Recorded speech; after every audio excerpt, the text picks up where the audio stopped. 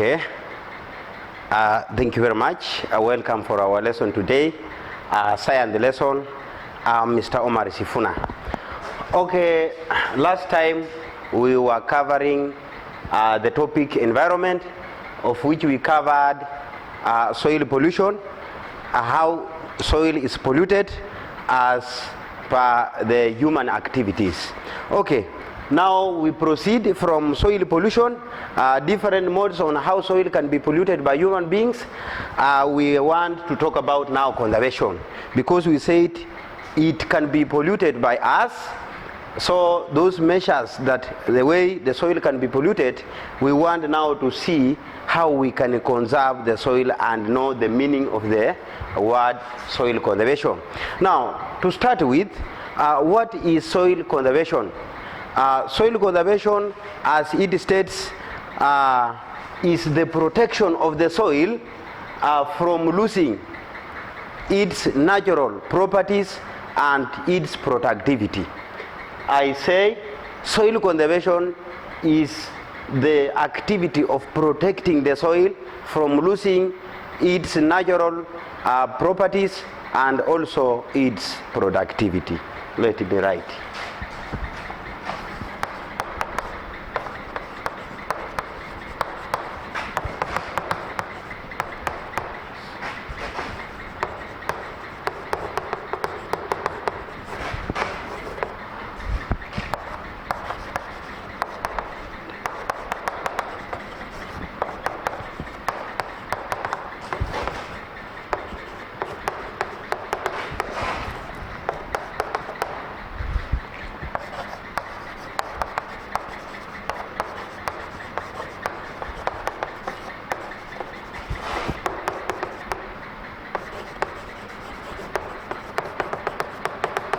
Okay, you have to start by understanding the meaning of soil conservation first, before you proceed and see the ways on how we human beings can conserve the soil.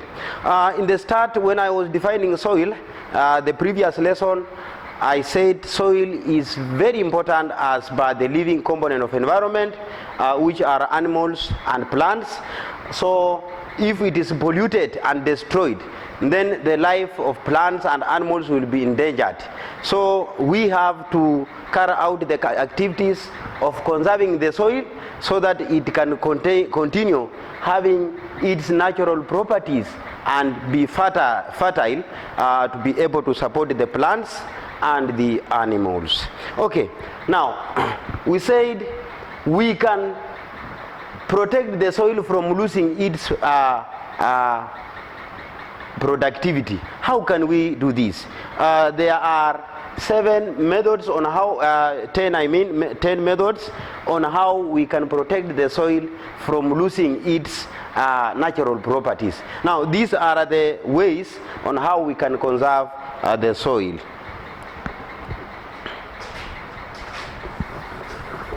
Ways on how we can conserve the soil from losing its fertility and productivity. Number 1, controlled use of agricultural chemicals. Number 1, controlled use of agricultural chemicals.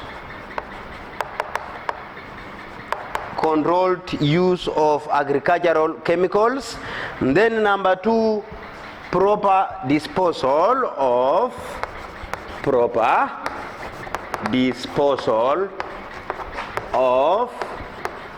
waste.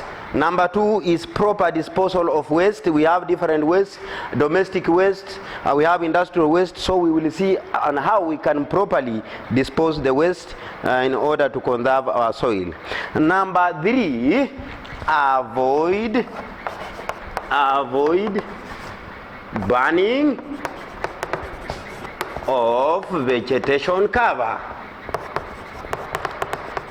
Avoid burning of vegetation cover. The vegetation cover has a very great importance as per the soil conservation states. Now we will see how we can protect our soil by not burning the vegetation cover and the function of vegetation cover on the soil.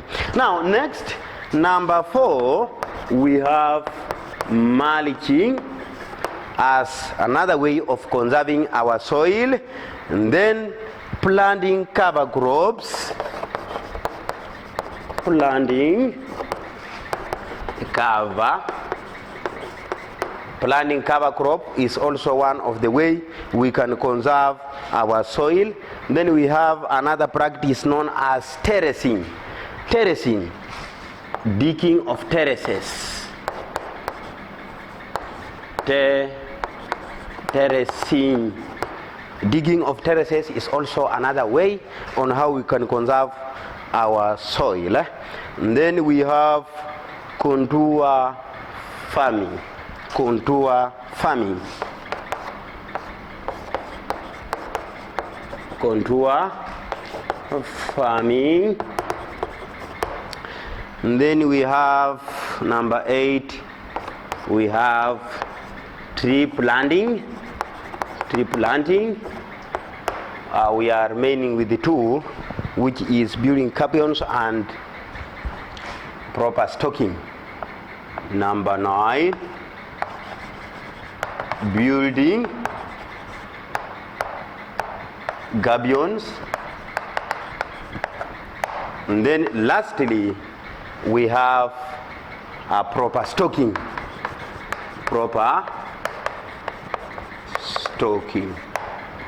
stocking or controlled grazing means the same. Now we talk of soil conservation. We have defined soil conservation as the ways of controlling the soil from losing its natural properties, which are very important. When the soil is fertile, it's very important as per the living component of environment that I stated in the first lesson. The plants depend on the soil, animals depend on the soil, human beings depend on the soil. So when we depend directly on it, we have to conserve it, not to lose its natural properties, so that we can have a good life. Now, to start with, I want to discuss something about controlled use of agricultural chemicals. When we say controlled use of agricultural chemicals, then it means that we are farmers and we use chemicals. When we talk of the chemicals, if you don't use the chemicals correctly, then it means that you are going to harm the soil. You will pollute the soil, and lastly, it will lose its fertility, because the amount of chemical used, maybe you can exceed or underestimate the chemical used. Now, when we talk of the chemicals controlled, you as a farmer, how are you supposed to control the chemicals in order to conserve the soil? The chemicals that farmers use are like 1, fertilizers, 2, pesticides, 3, acaricides.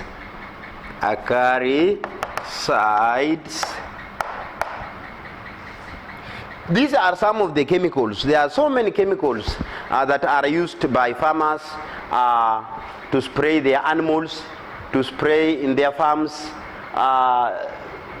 the fertilizers to improve the fertility of the soil. Now, when we talk of the controlled use of chemicals, you have your fertilizer, you have the pesticide or the acaricide to kill the, these are killing the pest, acaricides kill the weeds in the farm. So, before you start using, we said these one are chemicals, and when they come in contact with the soil, you find that if they are in excess, you find that they are killing the organic matter and the microorganisms that stay in the soil. They are very important.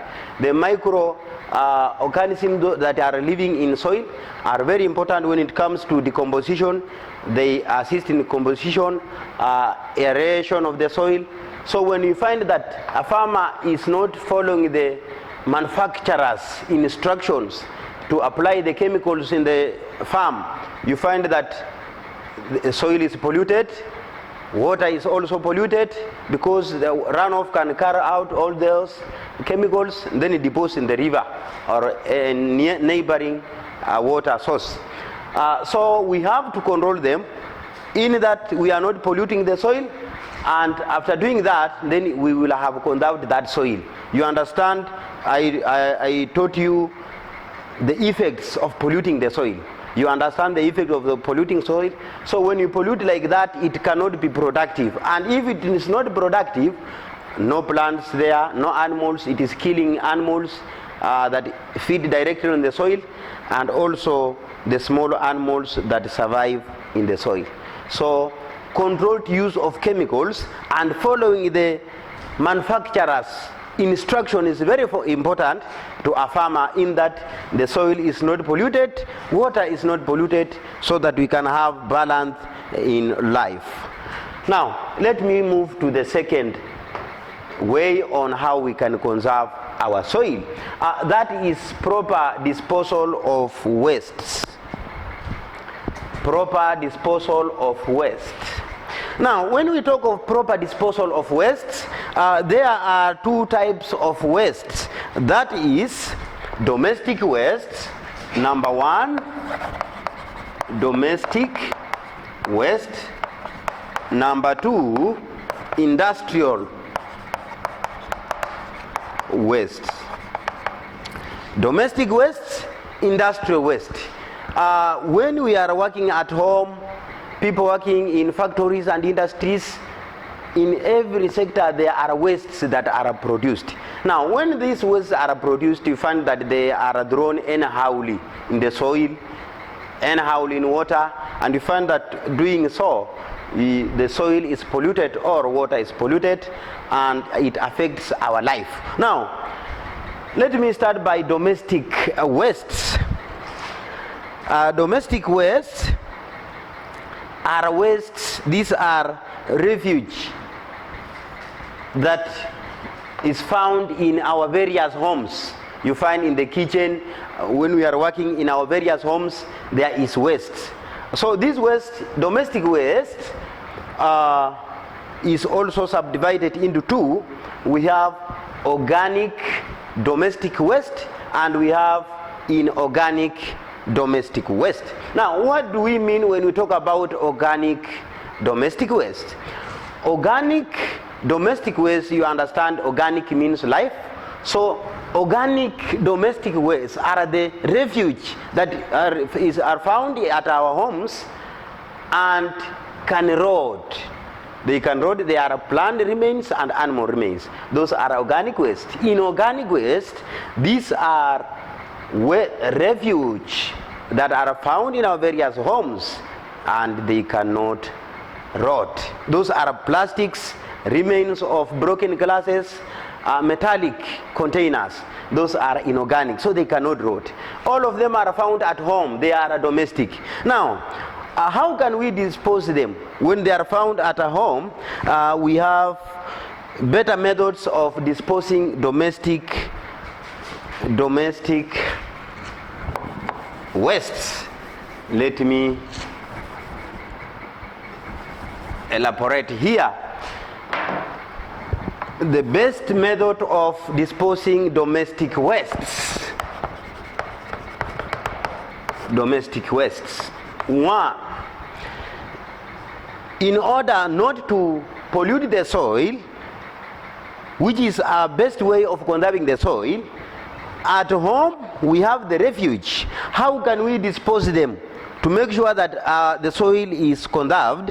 One, converting the organic waste into composite manure, into composite manure. You can convert them into compost manure. You learned this topic, compost manure, in standard 7, so it is still connected there. Instead of disposing them anyhow in the soil, you can convert them into compost manure.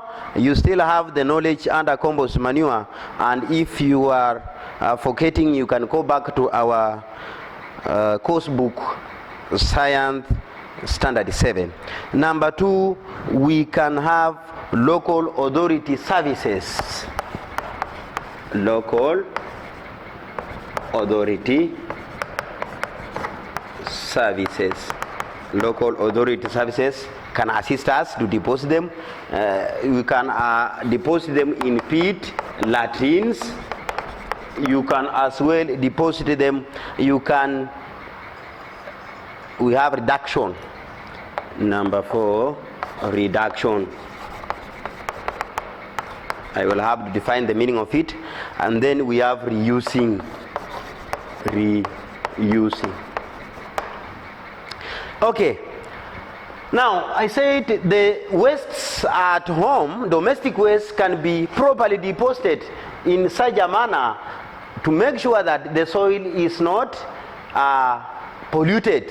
1, you can convert the organic waste that is found in the kitchen refuge or plant remains. You can convert them into manure. You know how to prepare the manure, the composite pit. Number 2, local authority for the people who are living in the urban centers, in towns like Garissa town, Nairobi, Mombasa, and etc. They are municipal. So the municipal authority bins are laid, given at different points. So you can collect all the refuge in those authority bins.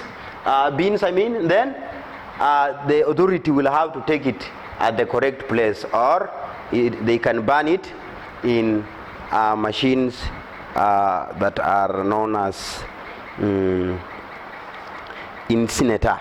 Now, number 3, we have pit latrine. If possible, you have a pit latrine at your home, you can as well deposit them in pit latrines, in toilets, or you can deposit them, you can dig them, you can bury them under the soil. Then reduction. What do we mean by reduction? Reduction means when you are going to the market, you choose whatever you want to buy wisely.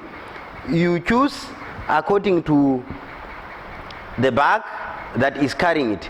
If it is a polyethylene bag or a plastic, you can leave it because it does not decompose. So it is better you choose a material or a pin that can decompose easily, so that you are not polluting the soil. And then lastly, we have reusing. You can use the polyethylene bags, you can reuse the plastic containers.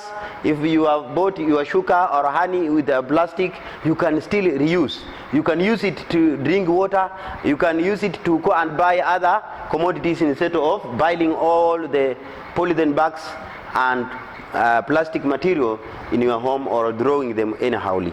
You're using that one is self-explanatory. And then from there we come to industrial wastes. Under industrial wastes, how can people working in the industries assist in conserving our soil? In industries, we have reusing.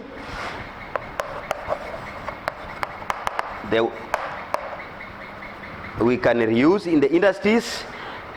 Waste exchange programs. Number 2, waste exchange programs. Waste exchange programs. We have incineration. Incineration, waste treatment,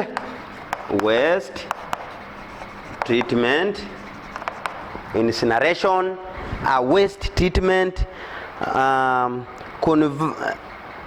government regulation,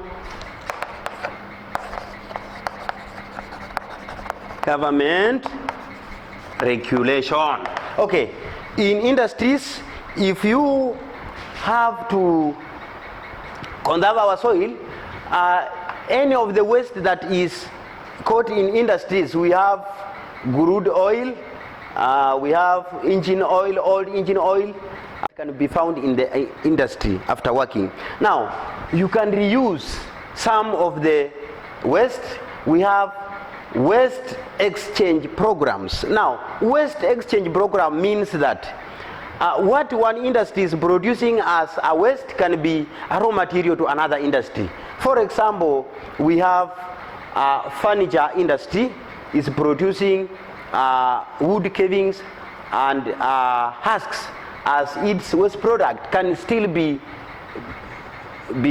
sent to paper industry to make papers. So that is what we mean by waste exchange programs.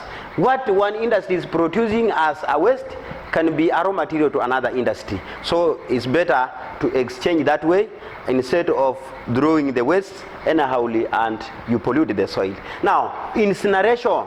Incineration is a special machine that is used to burn wastes under high temperature. Incinerator. Incinerator is a type of machine that is used to burn wastes under high temperature, and then it is harmless. And then we have waste treatment. Now, before you deposit the waste in industries, it can be treated to render it harmless before it is deposited to where it is supposed to be done that way. Waste treatment. Treat it with chemicals to make it harmless before you deposit it to a place where it's supposed to be deposited, and also to avoid jam during transportation. You might have that this dropping along the way and it is still dropping the soil. That is soil pollution. And then lastly, government policy. We have rules and regulation working in any sector, in any company, in any institution. Rules and regulation must be there to govern the working limitation of that company. So the government also has to give rules on how to deal with environment. Now the government can have to assist in regulating proper disposal of waste in industries and also at home to make sure that our soil is properly conserved. Now, that one was the second way of conserving our environment. Now, allow me to move to that way of conserving the soil. The third one, we have avoid burning of the vegetation. Avoid burning of the vegetation. This one means vegetation cover. This is organic, and you understand when vegetation covers on the soil, it can rot. As it rots, it increases humus in the soil and the soil becomes fertile. Also, it does not expose soil to direct sunlight, so avoiding evaporation of water in the soil. So vegetation cover should not be burned, because when you burn it also, you understand there are small animals in the soil which are very important to the soil and also to plants. So when you burn the soil, you are also killing those microorganisms and small animals that live in the soil. So never should you burn vegetation cover. Number 4, we have mulching, covering of the top soil with plant remains. We have leaves. You can cover the soil with the dry leaves. So as you do that, you realize you are protecting the soil from direct sunlight. Moisture in the soil is conserved, and also you are not exposing it to agents of erosion. So mulching is very important. You remember in standard 6 you learned about different types of soil erosion. Mulching was one way of protecting splash erosion, which is one way of polluting and doing away with the soil fertility. Number 5, we have planting cover crops.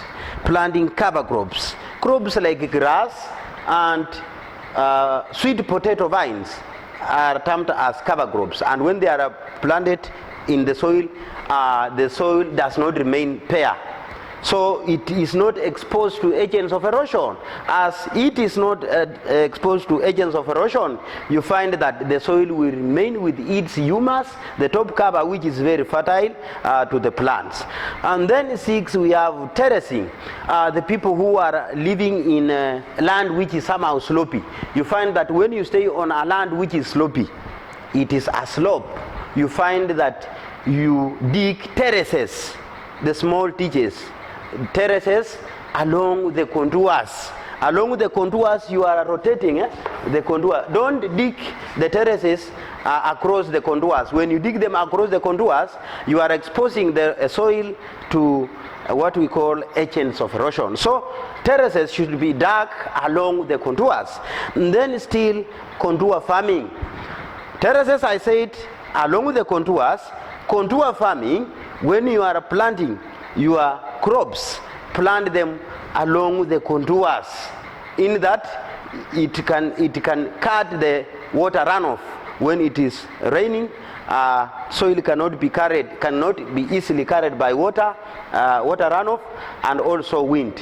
So if you are a farmer, advise farmers to plant their crops along the contours, dig the terraces along the contours. Then we have tree planting program. Trees should be planted. They are very important. You understand, tree roots abide the soil to mean it cannot be easily scooped away by water, as in erosion. The leaves of the plants also, as they drop, they erode, they decompose and form humus, hence making the soil very fertile. And then we have the second last, gabion, building of gabions. Building of gabions. Still in standard 6, you discuss about types of soil erosion, of which we have one type of soil erosion known as galley erosion, very dangerous soil erosion. So you build gabions. Whenever you realize there are those V gullies, you build gabions across them so that it cuts the water runoff and prevent soil erosion. And then lastly, we have proper stocking. I said proper stocking is controlled grazing. If you have your plot of land, take for example 1 hectare, you must understand how many animals are you supposed to rear in that 1 hectare, in that plot of land of yours. For example, one person is having 1 hectare and it's having 800 camels or 3,000 cattle.